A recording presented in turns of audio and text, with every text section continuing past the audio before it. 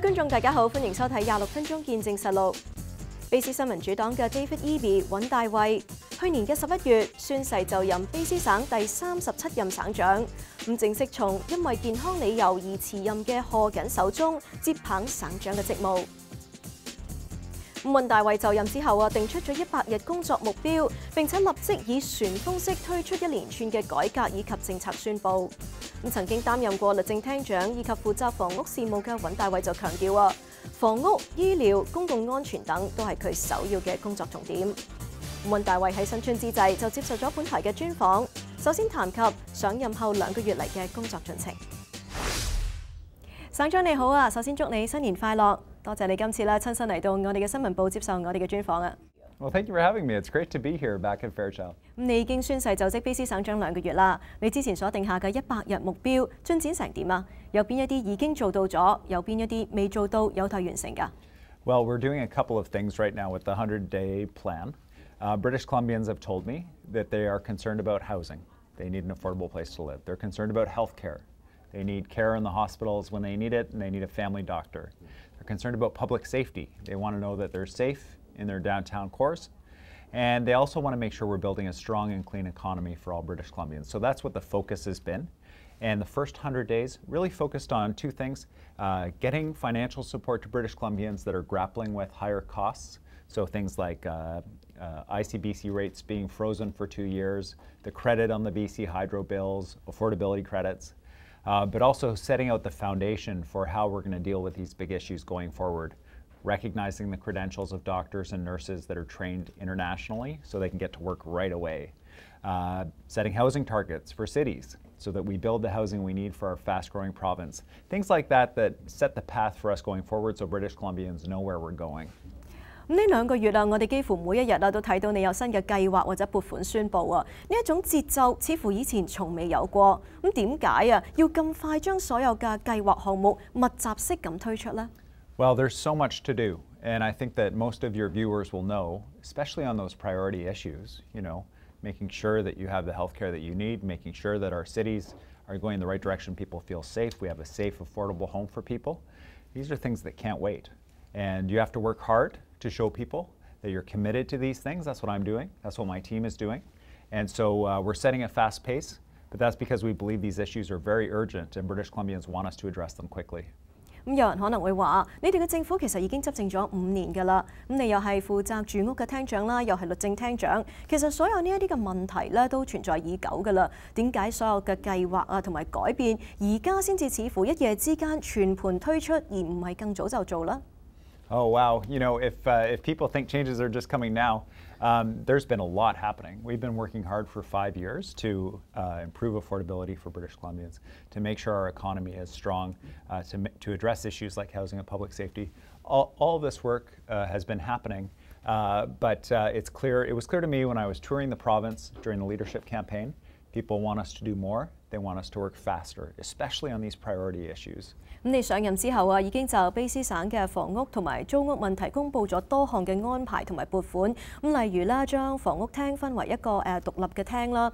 你可唔可以解釋一下，你認為咁樣嘅做法點樣能夠解決到目前所面對嘅住屋問題啊？ Well, I think that when I think about a young person trying to start their lives, they want to move out of mom and dad's place, they want to have a place where they want to start a family, or a senior that's looking for an affordable place to live.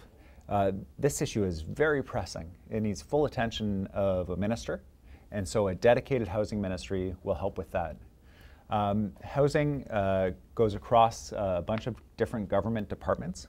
Having a minister that's dedicated can reach into Ministry of Transportation, reach into Ministry of the Environment, reach into Ministry of Jobs, make sure people have the training, make sure that things like contaminated sites that are getting cleaned up so that housing can be built, making sure that the roads are built and the transit is built to support that housing, that it can all be coordinated. It's a structure, so it feels disconnected for British Columbians. 你認為卑詩省民實際上可以喺乜嘢時候先至可以睇到呢啲新政策嘅成效啊？ Well, here's the big challenge we face. So last year, more than 100,000 people chose to move to British Columbia from other provinces and from around the world. And for this year, that was a record. 50 years, we haven't seen that kind of growth. This year, we're breaking last year's records of people coming. So in order to respond to this, if we don't build more housing really quickly, it's only going to get worse. So we've said to the cities, we're setting targets with you for the housing we need. We need you to approve this housing. For the province, making sure that our permits are faster, more understandable, and we're not standing in the way of new housing getting built. To the nonprofit sector, we've given them money. We say, go out, buy old rental buildings, find opportunities to build new affordable rentals, but preserve and protect that affordable rental housing for renters right now. We've said to the development industry, work with us. We know that interest rates are going up. We know that you're thinking you're going to have to slow down on building. Don't slow down. How can we support you to keep building through this pressure we're getting from the Bank of Canada on interest rates? So we're working with everybody, for-profit, not-for-profit, municipal governments, and with the federal government. They have funds to accelerate housing construction. We'll be working with them as well, as First Nations have huge parcels of land that they want to develop for housing. So all of it about getting that housing built, all different kinds of housing, because we know it's urgent for British Columbians. 咁你啱啱提到啦，話定出一啲嘅房屋目標啊，咁但係其實呢一啲嘅目標數字以前都定出過㗎啦，但係好多時候咧都未能夠達標。咁而家點解你就有信心你能夠達標呢？ So there are two pieces to it, I think, with the housing needs studies. One was, if you didn't meet the targets before, it didn't matter. There was no consequence. But also, on the other side, there was no incentive to try to hit those targets.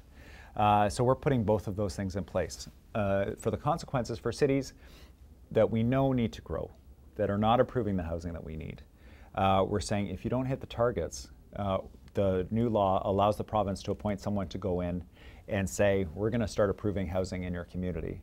And so for a city, now they can say to their residents, look, if we don't approve the housing, the province is going to come in and make us approve it. So let's work together, let's find the areas where we want to grow. But on the other side, those cities that are approving the housing, they're building a lot of housing. Certainly cities like Richmond and Coquitlam, and I could make a list. They're saying, Burnaby, they're saying we need support. We're saying we're growing Surrey, we're growing so quickly.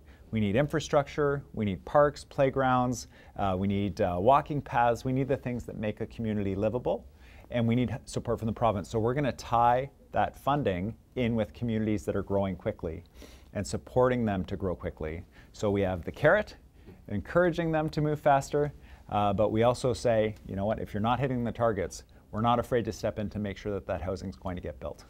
咁講到我哋嘅醫療危機啦，我哋目前面對例如輪候時間過長，有急症室甚至乎要關閉添，咁又有醫護人員呢要嚴重加班等等啦。咁你解決呢啲問題嘅計劃係乜嘢啊？ So for the short term, to get those healthcare workers in place as quickly as possible, it'll surprise you, but there are 2,000 nurses that are waiting for approval from the College of Nurses. They have international training. They want to work in our hospitals, they want to work in our communities, but they're waiting with the college to get approved. And so we said to the college, look, we will give you the resources and the support to get those approvals done sooner. There's 3,000 more nurses that are like, I'm interested in working in BC, but I haven't applied yet. And we say to those nurses, we'll pay the fees for your exams. We'll pay your license fees to get going. We'll cover your expenses. Nurses in British Columbia that maybe stopped working as a nurse, but they want to come back, we'll pay for your upgrading, we'll pay for travel, and we're working with the college now to have a faster approvals process. It used to be up to 2 years. Our target is 3 to 5 months for those nurses to get approved, to get them into the healthcare system as quickly as possible. Same for doctors. Internationally trained doctors, now they can work underneath the supervision of a BC doctor to do what they have the skills to do and to build up their skills to do more work. We can't have healthcare providers standing on the sidelines when families need care. For the longer term, the first new medical school in Western Canada in 50 years, opening in Surrey. 600 places at UBC and other post-secondary schools to train new nurses, new family doctors, so that we have the growth that we need for our population going forward. Really important work. I talked with the Prime Minister about this issue too. I'm going to be going to Ottawa with all the premiers because they're seeing this across the country. BC has been pushing hard on this issue, and we hope to see a resolution with the federal government soon. 你將會點樣確保我哋有足夠嘅醫生同護士留返喺卑詩省工作啊？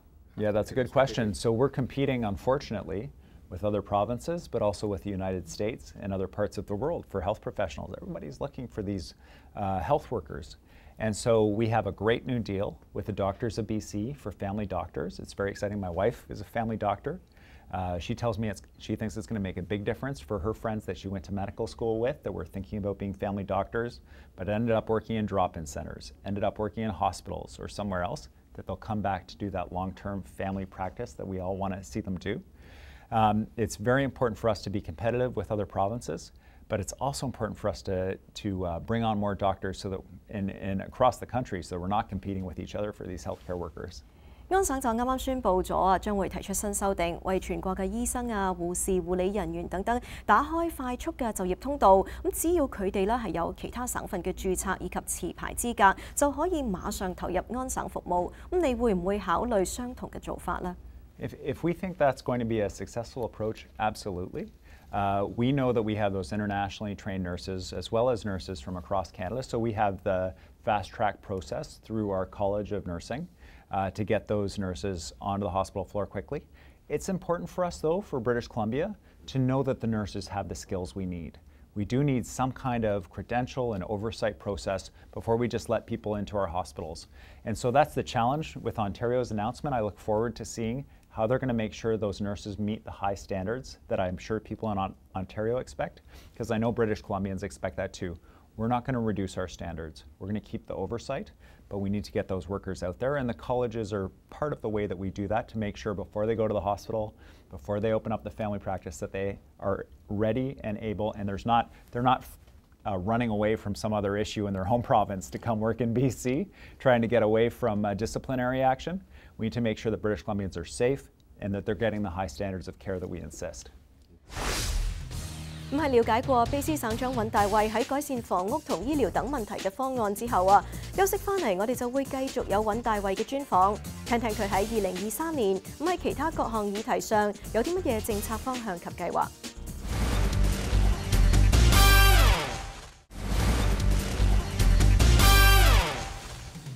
翻返嚟節目時間。前任卑詩省長賀錦一直以嚟都保持住高嘅民意支持度。咁現時距離下一次嘅卑詩省選仲有唔夠2年時間，尹大衛會點樣維持該黨嘅支持度呢？面對2023加國可能會出現嘅經濟衰退，新任省長尹大衛計劃點樣帶領佢嘅政府幫助卑詩省民走出各項嘅民生困局呢？你提過啦，公共安全亦都係你重點工作之一嚟㗎。咁你認為呢方面你需要做啲乜嘢去恢復省民嘅信心呢？ So what we can do today, we've increased funding for police across the province for the RCMP to make sure communities have the policing they need.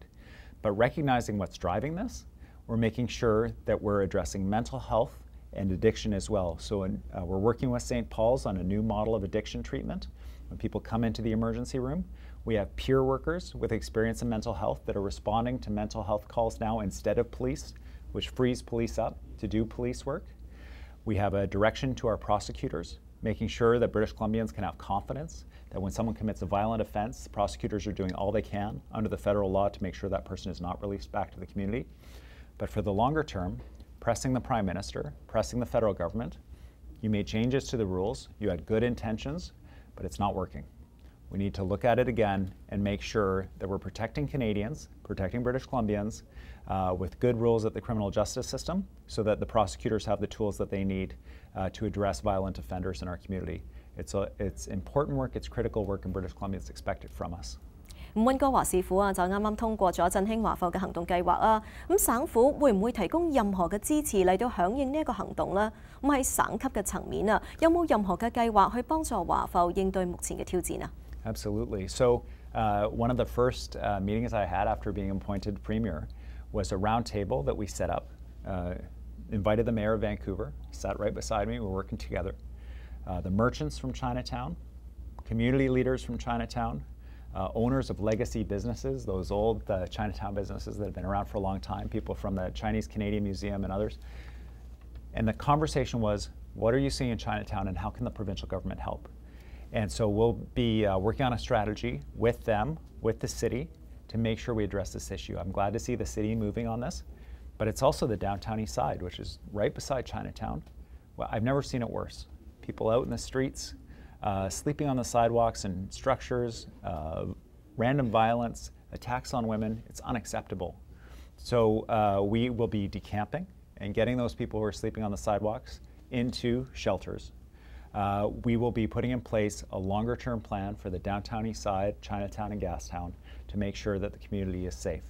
And then we'll be doing the work with those business leaders so that Chinatown can have a bright future. It'll take some work, but the city's there, we're there, and the federal government is also there, which is important. They're committed to this work as well. 咁現時啊，通貨膨脹持續啊，你有啲乜嘢具體嘅計劃去幫助省民應對生活成本飆升啊？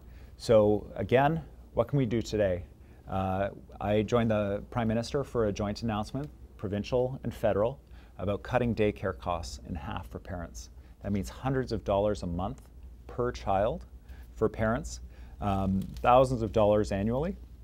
When we freeze ICBC rates, it provides certainty to business so that businesses know what their costs are going to be. But for consumers struggling with costs, they know that they'll keep having some of the lowest car insurance rates in Canada. The hydro bill credit and the affordability credit, money in people's pockets. But going forward, we know that the cost of food is probably going to go higher because of international tensions. You have wars, you have droughts in California, one of the major exporters of food to British Columbia.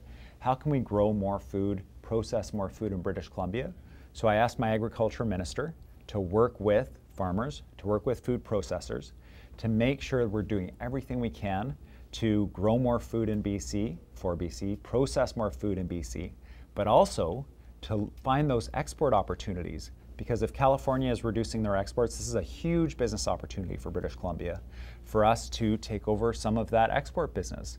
你會點樣處理省府嘅開支呢？我知道你有好多計劃同行動要進行啦，但係呢一啲錢啊，從何而來呢？ We are in very good financial position as a province, despite the global challenges that we're facing right now. Currently, we have a surplus, I'm told, in the neighborhood of, our last projection was about $5 billion. It's probably going to be higher because people are coming here, we have economic activity, economic growth. The way that we pay for these programs and other programs is only going to be through growing our economy, growing our province, growing business. And that's the exciting thing, is we're very well positioned. So for example, this morning, I was at a conference of mining exploration experts from around the world, and the week before that, the Natural Resources Forum. We have 7 mines right now proposed for British Columbia, critical minerals and metals that are needed around the world for the transition to a low carbon future, billions of dollars of investment in British Columbia. And when I talk to those business leaders, they say, we want to invest in BC, we want to have partnerships, but it takes too long to get approved. The permit process takes too long.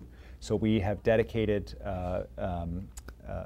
40 additional staff to process the permits that we have right now, which include housing permits as well, and also to redesign our permit process so we keep those high standards, environmental protection, making sure First Nations are participating, but it happens so much faster because there's a huge opportunity for BC. 咁聯邦政府啊就承諾引進更多嘅移民啦，你點樣確保卑詩省可以從中受益啊？咁與此同時啊，我哋點樣承受更多嘅人口對我哋個學系統，例如係住屋啊或者係醫療保健所增加嘅壓力呢？ We know that a lot of people, when they look across Canada, they see the opportunities in BC. Our unemployment is near the historic lows, the lowest it's ever been. More jobs than people looking for them. Like, this is good news, so people say, I think I'm going to go to BC, but we need that infrastructure to support them. But one of the things that really frustrates me, people choose to come to British Columbia, they have skills. They could be doctors, they could be nurses, they could be engineers, they could be lawyers, and they come here and they get to move up the immigration queue because they have these skills, but then they come here and they can't use them. So I have a dedicated new minister, Andrew Mercier, the Minister for a Future Workforce, whose job it is to make sure that those workers have their credentials recognized so they can get to work. When they show up in British Columbia, they can help build our province. And if we can stay open and welcoming and use our position on the Pacific Rim to build relationships internationally, we'll be very well positioned for generations to come. 咁卑詩啊係通往亞太地區嘅門戶啊，為對外貿易咧發揮住重要嘅作用。咁但係以目前嘅中加關係嘅情況嚟睇啊，卑詩應該採取啲乜嘢嘅貿易方式同埋態度咧？ Well, the big advantage for us in British Columbia, you know, we've got these massive ports, some of the biggest in North America. We're the gateway to Asia. We have family ties, you know, all across the Pacific. People come here for education. People move here and they have relatives in different countries. Their businesses span those countries, so people have language and contacts in different countries. We need to continue to build on those relationships. Even while the federal government maintains international relations and does the work they need to do for British Columbia, we need to leverage every advantage we have to make sure that our economy is strong and continues to grow, that we use all those advantages. So what you're going to see from me and from our government is trade missions to these countries where we have strong ties, certainly across Asia, to India, and to our neighbors in the United States as well, to make sure that we are taking advantage of all of the trade opportunities for small and medium-sized business and introducing businesses to customers around the world so that our province can grow and have a strong economy. I'm really excited about the advantages. People see, they watch the news, they see the war in Ukraine, they see tensions with China. But for British Columbians, we know we have those personal relationships. We know that trade continues to grow with, for example, China, despite those international tensions. And so we need to leverage those benefits and continue that work to grow our economy. It's a very exciting time, actually. 咁嚟緊，你有冇計劃會出訪中國啊？